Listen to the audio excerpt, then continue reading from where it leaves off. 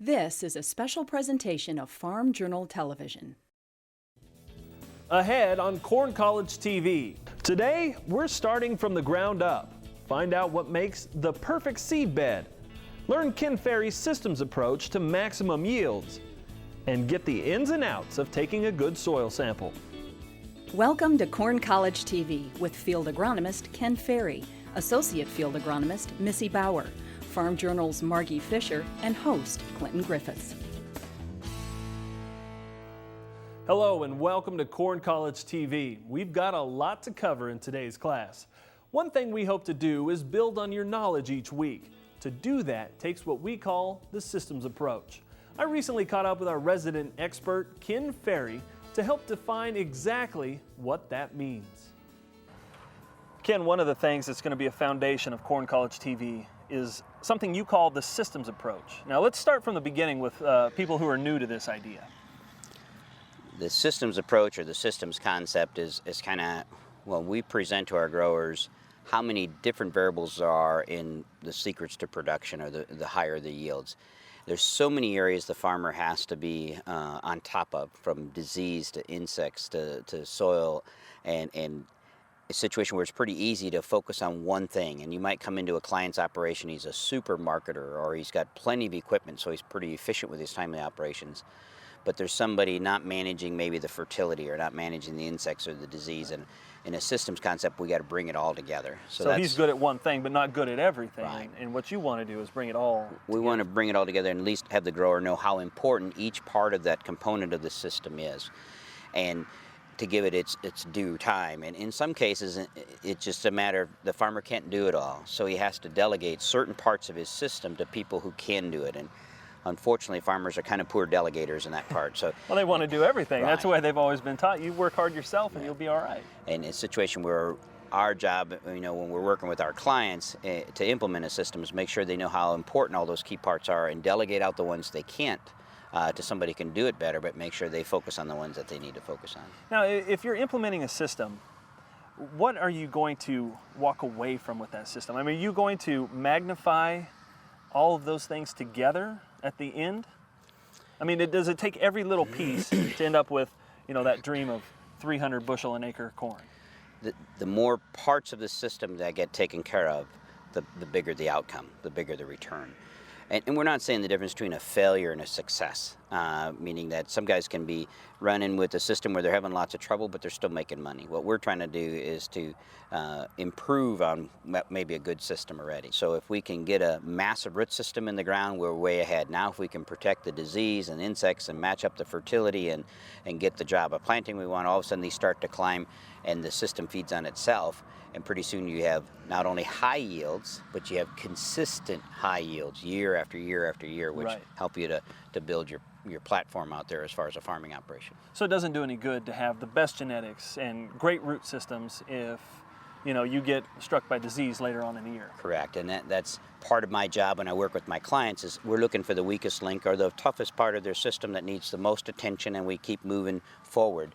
And yeah, you could have the best genetics and you could be a real good scout and you're out there scouting for the diseases and insects, but you have severe compaction. Right. Or a very poor fertility program where we got imbalances or lack of nitrogen, and it kind of derails the whole thing. Ken, somebody's watching this and they want to put a system together. Where do you start? There's definitely some things we put into what we call the foundation of our systems pyramid.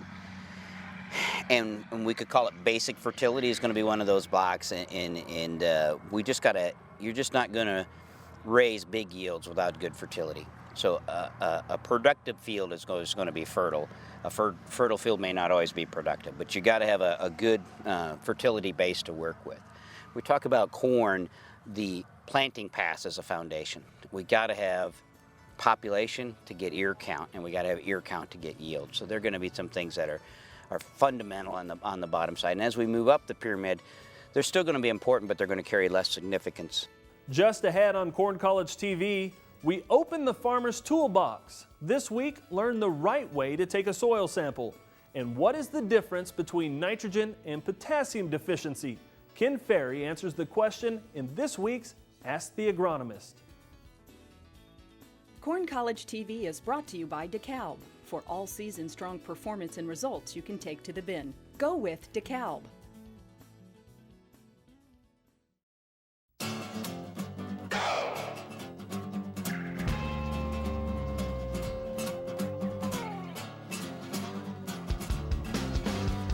with the brand that gets results with strong roots and strong stocks for performance you can take to the bin. Go with industry-leading DeKalb genetics and proven Genuity trait technology, letting you get more from every acre. Go all season strong. Go with DeKalb. Mark your calendar. Ag Connect Expo 2011 is coming to Atlanta, Georgia on January 7th through the 10th. Connect with experts. Learn new ideas, new technology. Connect to the future of agriculture, the newest innovations. Connect globally with producers from around the world. This show sets itself apart from the regional shows. Ag Connect Expo 2011, where the world of agriculture comes together. Hello folks, this is Mark Gold with Top Third Ag Marketing. If you need help marketing your grains or livestock, give us a call. We offer one-on-one relationships that can protect you without the threat of margin calls. We don't speculate, we manage risk. If you're tired of paying acreage and management fees for marketing advice that hasn't actually helped your bottom line, then give us a call. Call today to get 2 weeks of Mark's private grain marketing email. Top Third Ag Marketing, earning the trust of American farmers every day. Growing up in agriculture, I know how important information is to America's farmers and ranchers. They have the tremendous responsibility of feeding this great nation. Here at Ag Day, we're here to help with the latest in agriculture news, agribusiness with Al Pell, the big picture on weather with Mike Hoffman, and stories about the country way of life. Join me each morning for Ag Day, the country experience.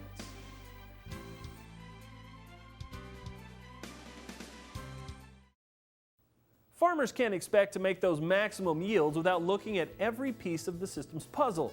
Today, we're starting from the ground up, building a hospitable home, the perfect seed bed. Well, Missy, it's time to head to the field, and we are obviously in the field today. And one of the first things that producers are going to want to do is have a wonderful starting point, a great seed bed. How do we get there? That's right. When we try to talk to farmers about getting that good, perfect seed bed, we have to first remind them that it actually does start in the fall. Okay. So when we're out in this field in the fall after harvest and doing our primary tillage, we need to make sure that that primary tillage is being done at the proper depth. Right. If we're not done at the proper depth, we might get too rough of a condition to try to get it leveled off in the spring. So when we go in here in the spring with our leveling tool to fine-tune this seed bed, if we've done something in the fall improper, we're going to have trouble in the spring. So pay attention in the fall is our first thing. Now, is there anything specific there that kind of fits for everybody, or does it depend a lot on what your ground looks like? Yeah, for that fall portion of it, it's really going to depend on the tool that you're running and the type of soil conditions you're in based on texture as well as moisture. So that's something they can fine-tune while they're in the field with that tillage pass in the fall. Okay, so after the fall's over, you come back in the spring, you're fine-tuning. What do we need to be thinking about to level this out? What we're looking at with our leveling pass, so it's just the final pass we're going to go in prior to planting, we have a few things in mind. We want to be able to get this leveled up, so we're going to have a uniform planter going across it, but we have to be careful of clods. You know, a cloddy seed bed can cause us a lot of problems as we're trying to plant corn. So we don't want to go in there when it's a little bit too wet and create a big cloddy situation. I've seen that a lot where guys get a little antsy and want to go in there too early. If the moisture conditions are too wet, we're going to produce clods, and those clods are going to stick with us and fight us on our planter pass. Okay, so we don't want clods, but what about all the residue that's going to be out in this field from last year? Yeah, that's right. As we're managing the seed bed preparation pass, we're also trying to finalize sizing this residue and also make sure we're not putting it into a situation that it's going to end up pinched in what we'd call our seed trench. So we don't want to have residue to be able to pinch down in there when we make that planter pass. So how do we fix that? What do we do? Anything, the tools that we're using, we want to make sure that they are a tool that's going to help size residue. The smaller pieces of residue, the better it's going to flow through our equipment that's going across the field. So sizing it and keeping it more on the surface, we can manage it versus having it partially incorporated. So if we have more residue on the surface, we can manage that with our planter with row cleaners. Okay. From there, next most important step that people need to think about? Yeah, from there we really need to think about just how well the rooting environment is going to be. So when we have this seed bed that we're making, we want to make sure that from underneath in the soil we're not creating what we would call a density layer, or something that's going to restrict root growth. So we want to make sure we're creating an environment that's going to enhance good root growth for these plants and these roots growing down. So we want to make sure we're evaluating that and watching that with the seed bed pass as well. And making sure it's not too wet, I guess, again, Yes, whenever you're that's doing correct. that. So well, now it's time to plant. You're taking the planter out there. Obviously, there's some things at planting that you need to be thinking about. That's right. As we're going to roll these planters through the field, the key is if we've set up our seed bed properly, we should be able to have the planters rolling through without a lot of bouncing going on. So if we're seeing our planters and we're seeing the individual row units really bouncing around, we need to look at our seed bed conditions and say, whoa, maybe I need to stop. Maybe I got to make a second pass. This field's not level enough, versus continuing to plant. Okay. And that's something we try to advise people too. Keep in mind, whoever's running the tillage tool needs to understand what the planter can and can't do. We don't want that guy to leave and go to 3 fields, down the road and then realize that he has to actually come back because the planter can't handle what that situation is. We've got to have a perfect seed bed. All right, good tips for being in the field. In today's Ask the Agronomist, the question is, how do I know the difference between nitrogen and potassium deficiency in my crop? We get the call to the field a lot of times when farmers see burning at the bottom of the plant where the leaves are starting to die and are concerned whether that is nitrogen or whether it's potassium. Both nutrients are mobile, so they have a tendency to move from the oldest part of the plant to the newest part when we need them. But they're going to look different on the leaf itself when we go out there. When we talk about nitrogen deficiency is going to start at the tip of the leaf and it's going to come down the midrib. So it's going to have a V pattern right down through the midrib, and that's going to be a nitrogen deficiency, where potassium is somewhat the same but different. It's going to start at the tip and it's going to go down the outer side of that leaf. Now it's important that the grower make the key there to the difference, because if we apply more nitrogen when we have a potassium deficiency, there's a pretty good chance that we could make the potassium deficiency worse. So a situation we want to make sure we're applying the right nutrient there to fix that problem. Whether it be this year or whether we're trying to fix it for next year, we need to know which nutrient that has given us the problem. Still to come on Corn College TV, we continue our look below ground with the do's and don'ts of soil sampling. Plus, in agronomics of equipment, how is your machinery impacting yields throughout the year?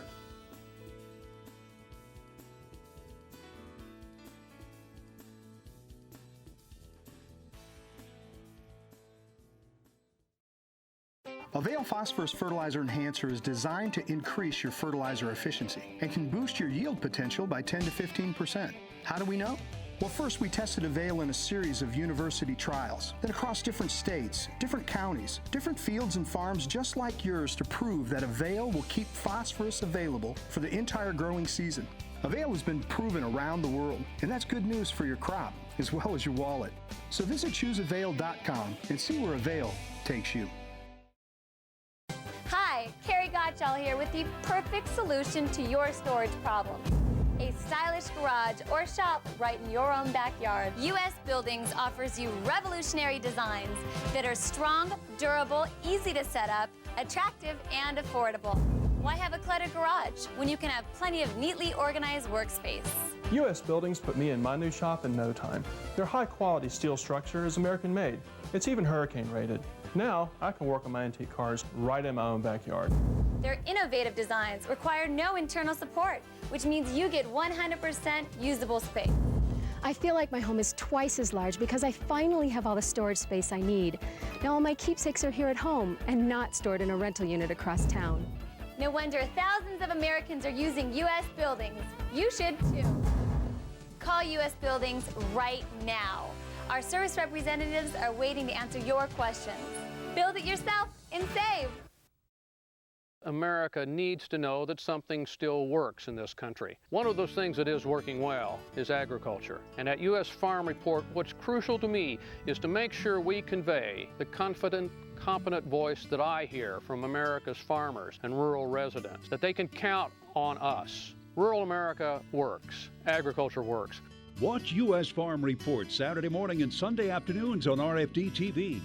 U.S. Farm Report, the spirit of the countryside. In today's Farmer's Toolbox, we're digging back into our discussion about soil. Now that we know how important the perfect starting point can be, it's also a good idea to know what's there, and that means soil sampling. Missy Bauer is back with a look at the proper technique.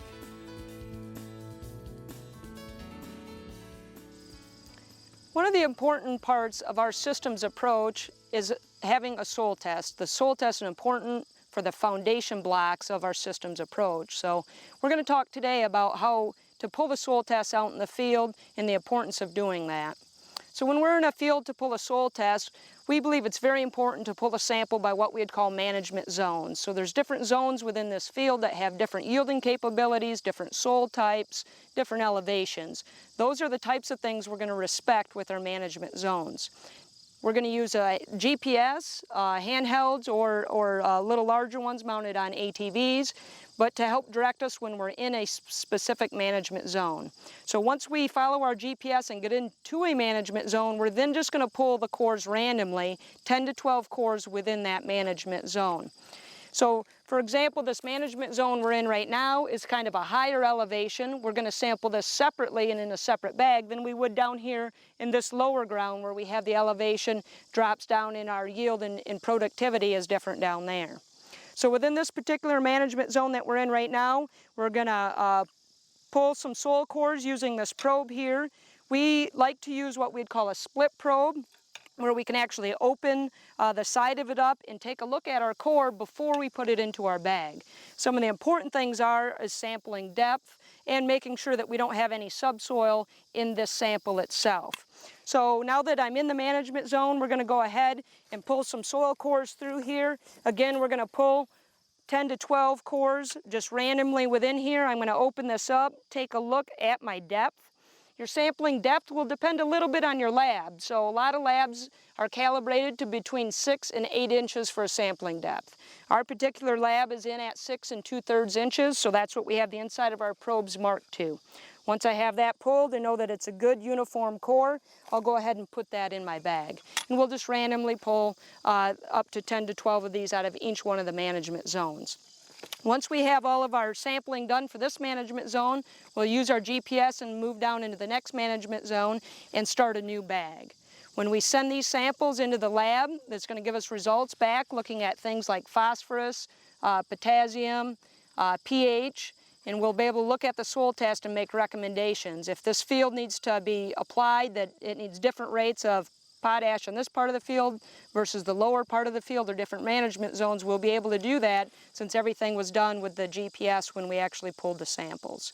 So we feel that the soil test is a very important foundation of your systems approach, and it's something we need to be doing on a every 2-year basis. So we try to pull samples every other year in these crops. Next on Corn College TV, using the right equipment in every situation. We've got a few quick tips for getting the most out of your big iron throughout the growing season.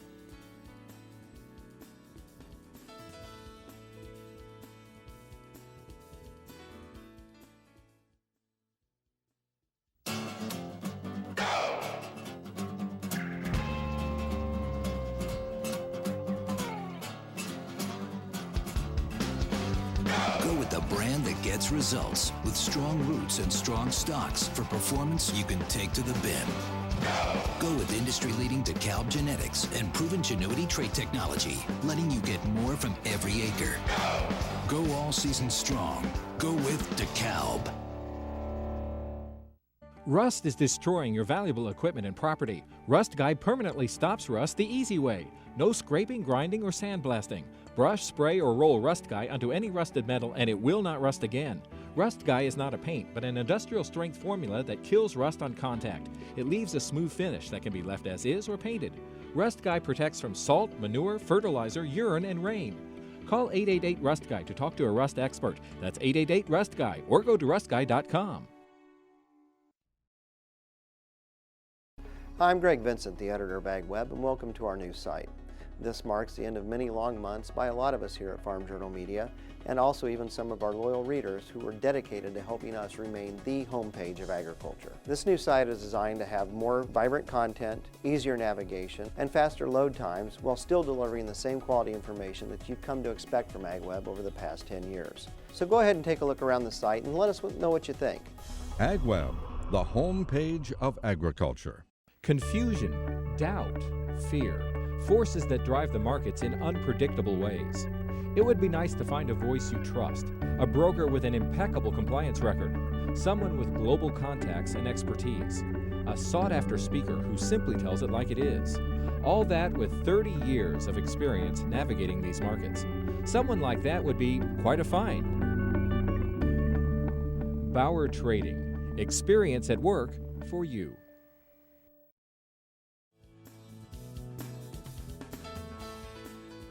Now, Missy, there's a lot of different ways that equipment impacts our agronomic performance throughout the year. Number one, let's start with the perfect seed bed. How can we head to the field with the right equipment to prepare that field? That's right. In the spring, when we're going to go and try to have that good seed bed there, we're going to make that pass. We want to make sure that the field conditions are going to be right, that the equipment's set up properly. So you got to start looking at what type of residue situation do I have out there? Are there things I have to manage differently because of the amount of residue that's out there?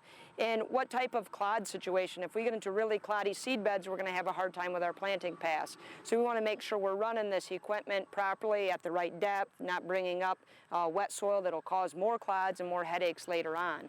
And when it comes to the planter pass, what are the steps we can take to make sure we've got the perfect agronomically performing planter? Yeah, the planter pass is sacred, and that's one thing that we really have to remember, because I always say the sins of planting can haunt us all season. So if we don't do that right, we're going to be in trouble. So some things we want to do is make sure we have the proper planter set up in the shop. So if you've never attended a planter clinic, that's something I highly recommend, is to get to a planter clinic. They're going to go through the hitch pin to the closing wheels, kind of the nuts and bolts of the settings on this planter.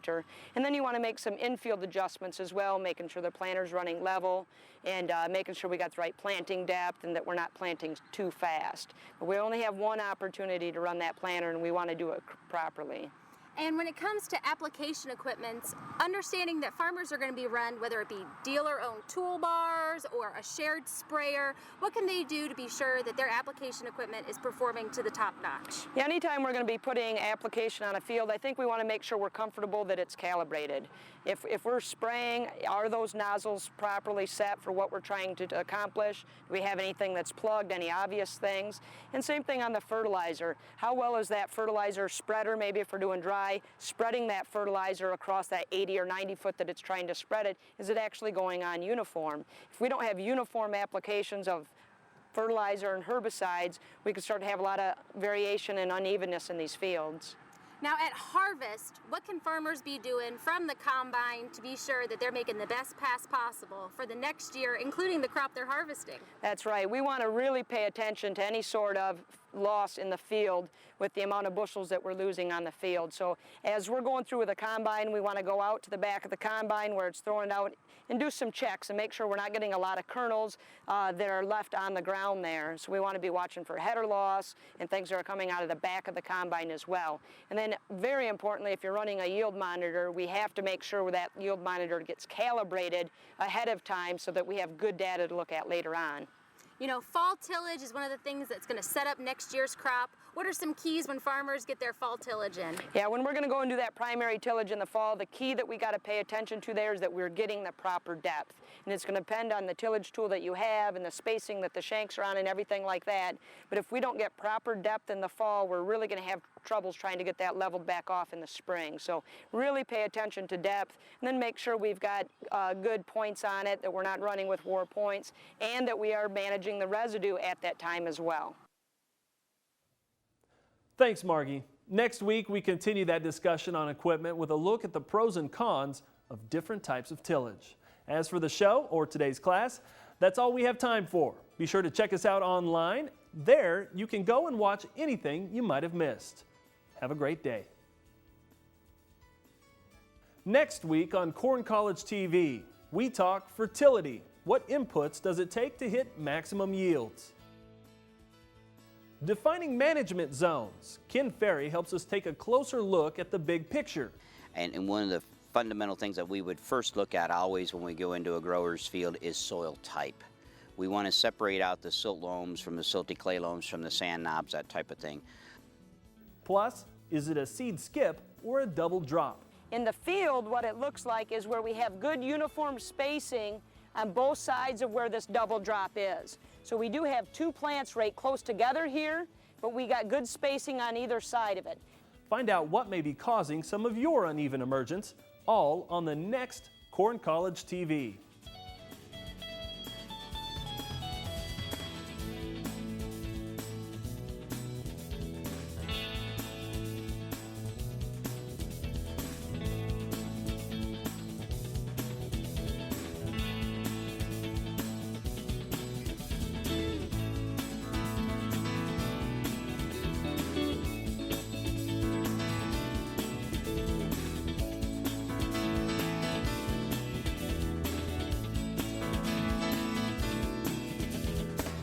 Corn College TV is produced and distributed by Farm Journal Television.